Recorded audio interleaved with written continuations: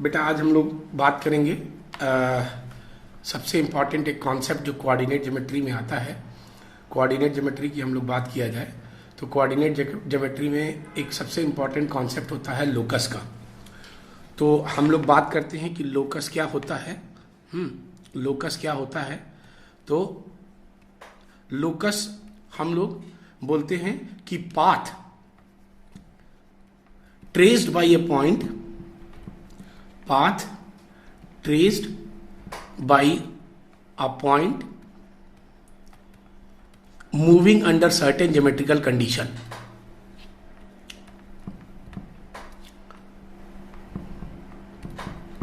Certain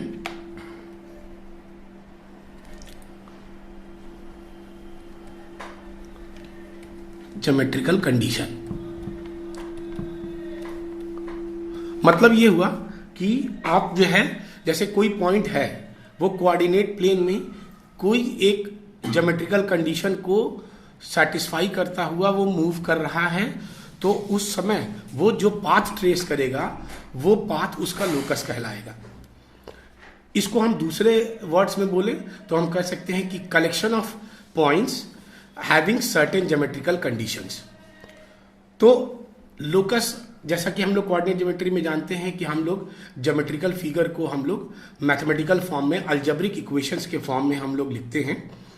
तो locus जो भी बनेगा वो एक कोई ज्योमेट्रिकल फिगर बनेगा और उसका अलजेब्रिक एक्सप्रेशन लिखना ही बेसिकली लोकस होता है। जैसा कि हम लोग जानते हैं कि कोऑर्डिनेट ज्योमेट्री में हम लोग ज्योमेट्रिकल फिगर्स के बारे में पढ़ते हैं थ्रू अलजेब्रिक एक्सप्रेशंस। तो हर ज्योमेट्रिकल फिगर जो कि हम लोग कोऑर्डिनेट ज्योमेट्री में जिसके बारे में पढ़ते हैं वो एक तरह का लोकस है। जैसे कि मान लो हमने सर्कल लिया ऐसे, बेसिकली सर्कल क्या है? ये अलग अलग ये पॉइंट है, ये सारे पॉइंट एक ज्योमेट्रिकल कंडीशन को फुलफिल कर रहे हैं।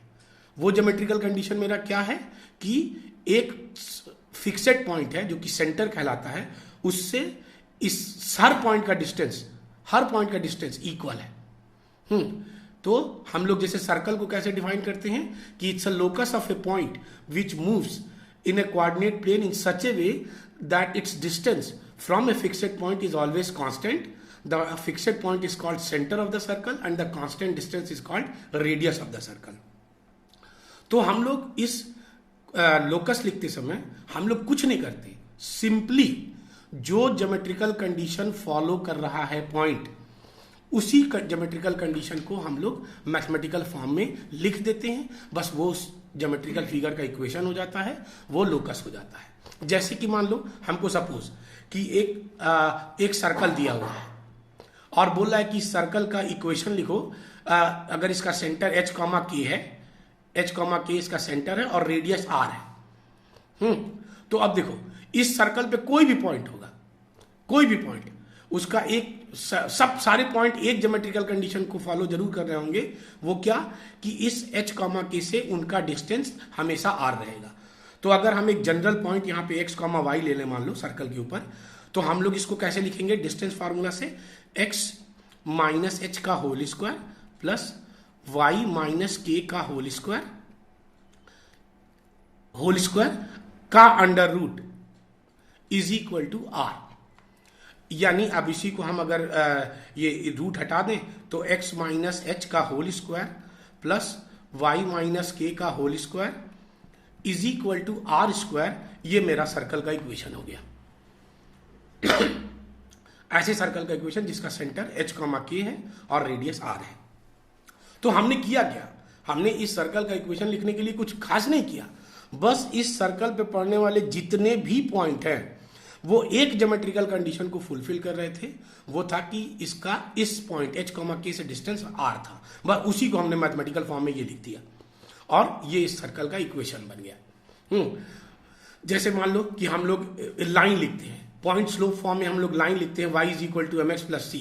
ये एक ऐसी लाइन का इक्वेशन होता है, y is equal to mx plus c जिसका स्लोप m है और y एक्सिस पे मेड इंटरसेप्ट ये c है।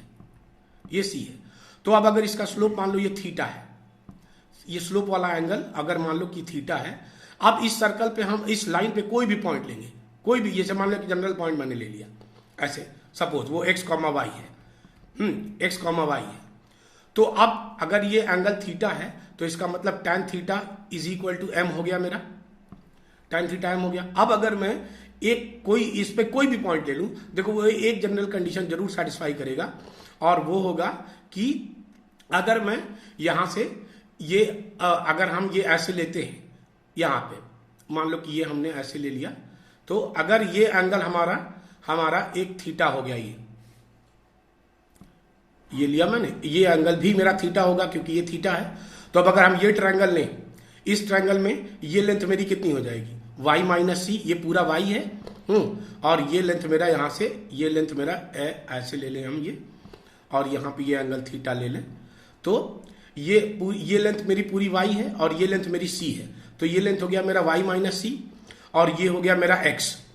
तो अगर हम tan थीटा लें उसमें, तो क्या आ जाएगा मेरा y minus c divided by x perpendicular upon base, यानी अगर हम tan थीटा को m लिख दें तो m is equal to y minus c by x, यानी y is equal to m x plus c. ये मेरा आ गया। तो ये हर पॉइंट इस लाइन पे पढ़ने वाला करेगा। तो अब देखो ये y is equal to m x plus c, ये जो लाइन की इक्वेशन आई वो कैसे आई, मैंने इस लाइन पे पढ़ने वाला हर पॉइंट जिस ज्योमेट्रिकल कंडीशन को सेटिस्फाई कर रहा था उसी को मैंने मैथमेटिकल फॉर्म में लिख दिया। तो ये हमारा लोकस हो गया। बेसिकली मैं बोलूंगा कि इस पॉइंट का ये लोकस है।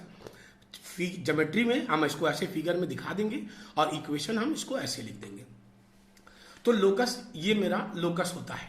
ठीक है, अब ये जो है लोकस लिखने का, लोकस में ज्यादातर 3 तरह के क्वेश्चन बनते हैं। एक होता है मेरा जिसमें कि जब ज्योमेट्रिकल कंडीशन डायरेक्टली क्वेश्चन में लिखा होता है तो उसको हम लोग डायरेक्टली लिख देते हैं। जैसे मान लो कि आपको कहता है कि find the locus of a point whose distances sum of whose distances from 2 points -a, 0 and a, 0 is constant and that is 2c square। तो अब हम ये क्या बोल रहा है आपको, क्वेश्चन में ये बोल रहा है कि ये ऐसे मेरा एक पॉइंट है जिसको हम लोग मान लो h, k मान लिया मैंने, और इस पॉइंट का ये एक पॉइंट है यहाँ पे a, 0 और दूसरा ये पॉइंट है मेरा -a, 0। ये पॉइंट मैंने p ले लिया, ये पॉइंट मैंने q ले लिया और ये पॉइंट मैंने r ले लिया।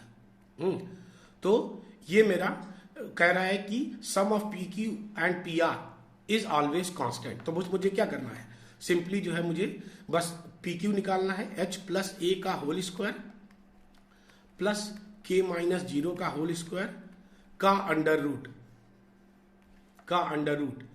और प्लस h माइनस ए का whole square plus k minus 0 का होल स्क्वायर का under root, this is equal to 2c square. ये हमारा दे रहा है। तो अब हम बस हमने यही जो ज्योमेट्रिकल कंडीशन दिया था उसको मैथमेटिकल फॉर्म में ये लिख दिया।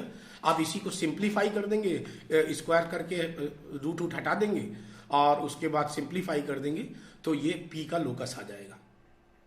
तो ये हमने इस क्वेश्चन में डायरेक्टली हमने लिख दिया ज्योमेट्रिकल कंडीशन। अब जैसे दूसरा क्वेश्चन जैसे कहता है, मान लो कि ए रॉड ऑफ लेंथ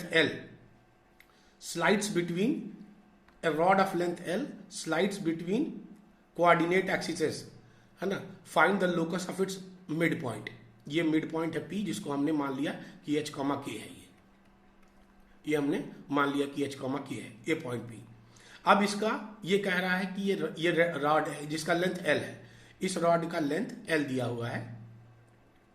अब कह रहा है कि ये जो है ये स्लाइड कर रहा है। अब हम क्या करेंगे, इसमें हमको ये तो दिख रहा है कि कोऑर्डिनेट एक्सिस के साथ ये रॉड राइट एंगल ट्रायंगल बना रहा है, ये दिख रहा है हमको। तो लेकिन अब इसको मैथमेटिकली लिखना है। मैथमेटिकली हम इसको अभी डायरेक्टली नहीं लिख पा रहे हैं, तो मैं क्या करता हूं, फॉर द टाइम बिंग मैं इस एंड को, इसको मैं a, 0 मान लेता हूं इस पॉइंट को, और 0 इसको 0, b मान लेता हूं इस पॉइंट को। तो अब देखो, अब हम इस आराम से हम a² + b² = L² हमने लिख दिया ज्योमेट्रिकल कंडीशन को मैथमेटिकल